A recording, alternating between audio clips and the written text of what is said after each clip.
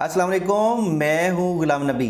जैसे कि आपके इल्म में है कि पंजाब के तमाम सरकारी कॉलेजेस के अंदर सीटीआई की जो जॉब्स हैं वो अनाउंस कर दी गई हैं और बहुत सारे लोग जो हैं वो उन जॉब्स के लिए ऑनलाइन पोर्टल के ऊपर अप्लाई कर रहे हैं। लेकिन अप्लाई करते हुए उन्हें कुछ मसाइल का सामना करना पड़ रहा है। मतलब जहां पर वो अपनी इंफॉर्मेशन एंटर करते हैं तो बहुत सारे उनके मसाइल हैं। मसलन कोई जो है वो अपना CNIC लिखता है तो वहाँ पर ऑलरेडी रजिस्टर का ऑप्शन आ जाता है और इस तरह के बहुत सारे लोगों के कुछ मसाइल हैं। यहाँ पर देखें तो जब ये वीडियो मैंने बनाई और यहाँ पर अपलोड की how to apply for CTI jobs 2024, तो बहुत सारे लोगों ने जो है वो कमेंट की शक्ल में बहुत सारे सवाल जो है वो पूछे हैं और मैंने बहुत सारे सवालों के यहाँ पर कमेंट की शक्ल में आंसर भी दिए हैं। लेकिन वो सवाल जो तकरीबन बहुत सारे लोगों के कॉमन है और कुछ स्पेसिफिक हैं, तो मैंने सोचा इन तमाम क्वेश्चन के लिए क्यों ना एक डेडिकेटेड वीडियो बना दी जाए जिसमें आपके तमाम सवालों के जो है वो जवाब दे दिए जाए। अगर आपने इस तरह की अभी प्रॉब्लम फेस नहीं की तो हो सकता है आप लोगों को ये प्रॉब्लम फेस करनी पड़ सकती है। तो ये वीडियो उन तमाम मसाइल के हल के बारे में बनाई है जो आप लोग ऑनलाइन सीटीआई की जॉब के लिए अप्लाई करते हुए फेस कर रहे हैं। तो वन बाय वन मैं आप लोगों को जो है वो क्वेश्चन बताता हूं कि कौन कौन से क्वेश्चन पूछे गए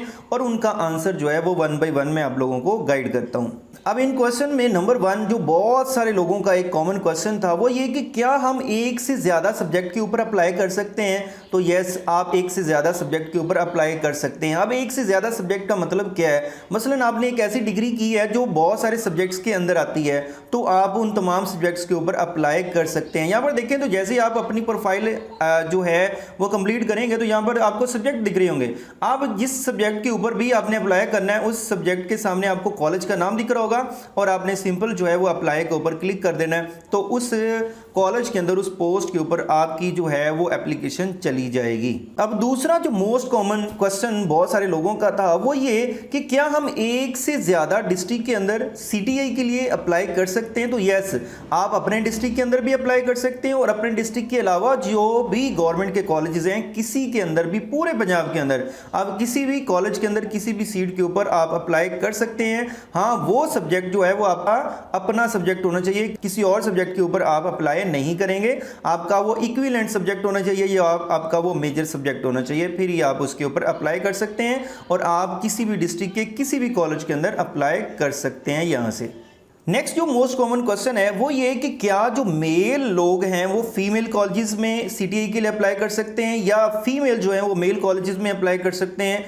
तो ये इंटरचेंज नहीं हो सकता। मेल जो है वो सिर्फ मेल कॉलेज में अप्लाई करेंगे और फीमेल जो है वो सिर्फ फीमेल कॉलेजेस के अंदर ही सीटीआई जॉब के लिए अप्लाई करेंगी। और नेक्स्ट जो बहुत सारे लोगों को एक मसला या एक प्रॉब्लम फेस करनी पड़ रही है वो क्या कि जब वो अपना CNIC नंबर लिखते हैं ऑनलाइन अप्लाई करते हुए, लॉगिन करते हुए, तो वहाँ पर आ जाता है already registered this CNIC, already registered this CNIC। तो ये बहुत सारे लोगों को प्रॉब्लम जो है वो फेस करनी पड़ रही है। तो अगर आपको ये प्रॉब्लम फेस हो रही है तो आप लोगों ने क्या करना है? सिंपल वेट करना है। आप लोग एक दिन वेट करें, दूसरा दिन वेट करें। ये तमाम किस्म की जो प्रॉब्लम्स फेस करनी पड़ रही है आप लोगों को वो टेक्निकल टीम जो है वो बैकएंड पे सारी चीज़ों को जो है वो रिजॉल्व कर रही है। अगर आपका इस तरह का CNIC का मसला आ रहा है कि ऑलरेडी रजिस्टर्ड या ईमेल का मसला आ रहा है तो फिर आप लोगों ने क्या करना है? वेट करना है। इसके अलावा और कोई हल नहीं है। आप ईमेल नहीं कर सकते, आप टेक्निकल टीम को कोई कॉल नहीं किसी को कर सकते हेल्पलाइन के लिए। आप सिंपल नहीं, आपने क्या करना है? वेट करना है और उसके बाद कल तक होपफुली तमाम जो प्रॉब्लम्स हैं वो आपकी रिजॉल्व हो चुकी होंगी और आपने फिर जो है वो अपने CNIC की मदद से ऑनलाइन जो है वो अप्लाई करना है। एक और मोस्ट कॉमन जो क्वेश्चन बहुत सारे लोगों का था वो ये कि मेरे पास जो है वो एक्सपीरियंस लेटर नहीं है, कोई सर्टिफिकेट नहीं है, कोई ट्रेनिंग सर्टिफिकेट नहीं है। जो आप यहाँ पर प्रोफाइल के अंदर जब आते हैं तो स्टेप नंबर 4 और स्टेप नंबर 5 के अंदर देखें तो आपसे पूछा जा रहा है प्रोफेशनल एक्सपीरियंस और ट्रेनिंग सर्टिफिकेट्स। तो आपके पास अगर प्रोफेशनल एक्सपीरियंस नहीं है तो आप लोगों ने यहाँ पर इसको ब्लैंक ही रहने देना है, कुछ भी नहीं इसमें ऐड करना। लेकिन अगर आपने कहीं पर पहले टीचिंग की हुई है, एक्सपीरियंस है आपका प्राइवेट कॉलेज के अंदर, तो फिर आपने क्या करना है? वहां से जाकर अपना सर्टिफिकेट जो है वो बनवा लें और वो आप लोगों ने यहां पर अपलोड करना है। उसके अलावा ट्रेनिंग सर्टिफिकेट्स अगर आपके नहीं है, कुछ भी नहीं है, तो आपने इसको भी जो है स्टेप नंबर 5 को ब्लैंक छोड़ देना है। ये नहीं है कि आपके कुछ सर्टिफिकेट्स होंगे तो फिर ही आपकी जो है वो मेरिट सिलेक्शन होगी, नहीं। ये इसकी बेस पर नहीं होना, ये टोटल आपकी जो क्वालिफिकेशन है उसके ऊपर जो है वो मेरिट बनाया जाएगा और उसकी बेस पर ही आप लोगों की जो है वो सिलेक्शन होगी। हाँ, अगर आपका जो है ये सर्टिफिकेट्स आपके पास होंगे तो आपका प्लस पॉइंट होगा वो तब जब आपका इंटरव्यू के अंदर नाम आएगा और वहाँ पर वो इंटरव्यू करने वाले आपके सर्टिफिकेट्स और आपके एक्सपीरियंस से मुतासर होकर आप लोगों को जो है वो इंटरव्यू के पूरे मार्क्स जो हैं वो दे सकते हैं। अच्छा, एक और मोस्ट कॉमन क्वेश्चन बहुत सारे लोगों का था वो ये कि हमने जी मैट्रिक जो है वो प्राइवेट स्कूल से की है, हमने जो इंटर किया है वो प्राइवेट स्कूल से किया है, उसका तो नाम ही लिस्ट के अंदर नहीं है। तो आप लोगों ने क्या करना है, अगर आपके स्कूल का नाम नहीं है, अगर आपके कॉलेज का नाम नहीं है, तो यहाँ पर जहाँ पर आप लोग अपने स्कूल या इंस्टीट्यूट को सिलेक्ट करते हैं, इस पूरी लिस्ट के अंदर जब बिल्कुल एंड पर आप चले जाएं, एंड पर मूव करते हुए चले जाएं, बिल्कुल एंड पर आपने चले जाना है और यहाँ पर देखें तो अदर्स का ऑप्शन, यहां पर देखें तो आपको अदर्स का ऑप्शन मिल रहा है। आपने सिंपल इसके ऊपर क्लिक कर देना है और फिर आपने यहां पर अपने उस इंस्टीट्यूट का नाम लिख देना है जिससे आपने मैट्रिक या इंटर की है। अच्छा, एक और जो मोस्ट कॉमन क्वेश्चन है बहुत सारे लोगों का कि जब वो अपने मैट्रिक या इंटर का डाटा एंटर करते हैं तो वहां पर रजिस्ट्रेशन नंबर एंटर करना होता है, तो वो कह रहे हैं जी रजिस्ट्रेशन नंबर जो है वो कंप्लीट एंटर नहीं हो रहा। तो ये प्रॉब्लम जो है वो रिजॉल्व कर दी गई है। आप लोग यहाँ पर देखें तो ये रजिस्ट्रेशन नंबर, यहाँ पर आप लोग जितना मर्जी आप डाटा जो है वो लिख सकते हैं। यहाँ पर इतना लंबा जो है वो रजिस्ट्रेशन नंबर होता ही नहीं है जितने अभी मैंने करैक्टर्स जो हैं वो डिजिट्स एंटर कर दिए हैं। तो ये प्रॉब्लम जो है वो रिजॉल्व हो गई है। आप अपनी रजिस्ट्रेशन नंबर अब सही कंप्लीट जो है वो एंटर कर सकते हैं। अब बहुत सारी जो प्रॉब्लम्स हैं वो जो फेस करनी पड़ रही हैं वो टेक्निकल टीम बारी बारी उन चीज़ों को अपडेट कर रही है। तो आप लोगों ने क्या करना है, अगर आप अप्लाई कर रहे हैं तो अभी एक दिन के लिए वेट कर लें, कल तक आप लोगों ने जो है वो तमाम चीज़ें जो है होपफुली रिजॉल्व हो जाएंगी। और उसके अलावा कुछ लोगों का क्वेश्चन ये भी था कि हमारी जो पोजीशन है बोर्ड के अंदर तो उसको ऐड करने का तो ऑप्शन है ही नहीं। तो ठीक है, ये ऑप्शन कल तक नहीं था, आज जो है वो ऐड कर दिया गया है। अगर आप देखें यहाँ पे नीचे स्क्रॉल करें तो ये देखिए आपके सामने आ रहा है बोर्ड पोजीशन, ठीक है। आप इसके ऊपर क्लिक करेंगे और फिर आप अपना जो सर्टिफिकेट्स है वो अपलोड कर देंगे। उसके बाद यहाँ पर आपने जो है डिवीजन सेलेक्ट करनी है और परसेंटेज जो है वो लिख देंगे। तो यहाँ पर आप अपनी बोर्ड की पोजीशन भी जो है वो अब ऐड कर सकते हैं ऑनलाइन इस पोर्टल के ऊपर। कुछ लोगों का ये क्वेश्चन था कि एक क्वालिफिकेशन ऐड करने के बाद दूसरी क्वालिफिकेशन जो है वो ऐड नहीं होती। जब आप एक क्वालिफिकेशन ऐड करते हैं ना तो उसके बाद आप लोगों ने ये सेव एंड नेक्स्ट के ऊपर क्लिक करना है, फिर आप दूसरी क्वालिफिकेशन जो ऐड कर सकेंगे।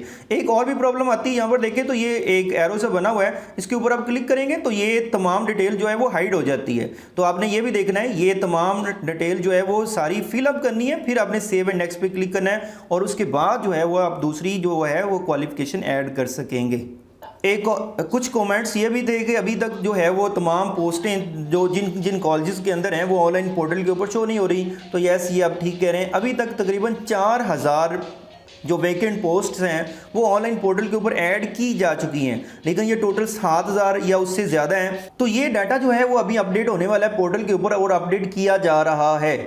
तो इसी वजह से आपको कहा जा रहा है कि आप वेट करके अप्लाई करें ताकि तमाम पोस्ट जो हैं वो ऐड कर दी जाए पोर्टल के ऊपर और उसके बाद आप जो है वो अपनी जॉब के लिए अप्लाई करें, सीटीआई जॉब के लिए। और अब एक दो व्यूवर के ये भी क्वेश्चन थे कि क्या हम किसी और के सीएनआईसी के ऊपर ऑनलाइन अप्लाई कर सकते हैं अगर हमारा सीएनआईसी ऑलरेडी रजिस्टर्ड का ऑप्शन आ रहा है। तो नहीं, आप लोगों ने किसी के भी दूसरे सीएनआईसी के ऊपर अप्लाई नहीं करना, आप लोगों ने अपने ही सीएनआईसी के ऊपर अप्लाई करना है, ठीक है। नहीं तो अदरवाइज आपकी एप्लीकेशन रिजेक्ट होने के भी चांसेस हो सकते हैं जब आप लोगों का इंटरव्यू होगा। तो आपने अपने ही सीएनआईसी के ऊपर अप्लाई करना है, किसी दूसरे के सीएनआईसी के ऊपर अप्लाई नहीं करना। कुछ के क्वेश्चन ये थे कि हमारे पास डीएमसी नहीं है, डिटेल मार्कशीट, तो हम लोग जो है वो क्वालिफिकेशन जो अपनी बैचलर की क्वालिफिकेशन है तो वो किस तरह से ऐड करें, क्या हम उसकी जगह पे प्रोविजनल सर्टिफिकेट ऐड कर सकते हैं। प्रोविजनल सर्टिफिकेट वो होता है जिसके ऊपर आपकी डिग्री का नाम, आपकी टोटल सीजीपीए और ऑब्टेन सीजीपीए, ये सारी डिटेल लिखी होती है। तो अगर आपके पास डीएमसी नहीं है तो आप उसके ऊपर जो है वो अप्लाई कर सकते हैं, मतलब उसकी पिक्चर जो है वो आप अपलोड कर सकते हैं अप्लाई करते हुए। और लास्ट वन क्वेश्चन ये था कि अगर हम अप्लाई कर देते हैं तो उसके बाद हमें कैसे पता चलेगा, क्या हमें कोई मैसेज आएगा, कोई कॉल आएगी कि हम जो है इंटरव्यू के लिए हमें बुलाया जाएगा। तो आप जब अप्लाई कर देंगे लास्ट डेट के बाद जो है आपको लाजमी या तो कॉलेज की तरफ से आपको कॉल आएगी या फिर आपने खुद जो है उस कॉलेज को विजिट करना है। जिस कॉलेज के अंदर आपने अप्लाई किया हुआ है वैकेंट पोस्ट के ऊपर, आप उसे विजिट करेंगे। तो ये तमाम वो क्वेश्चंस थे जो कमेंट की शक्ल में पूछे गए हैं। अगर आप लोगों का कोई और मजीद क्वेश्चन है जो इस वीडियो में कवर नहीं किया तो वो आप कमेंट की शक्ल में पूछ सकते हैं और उसका आंसर आपको लाजमी मिलेगा। और अगर इस वीडियो से कुछ सीखने को मिला है तो इस वीडियो को लाइक ज़रूर कीजिएगा। थैंक यू, अल्लाह हाफिज़।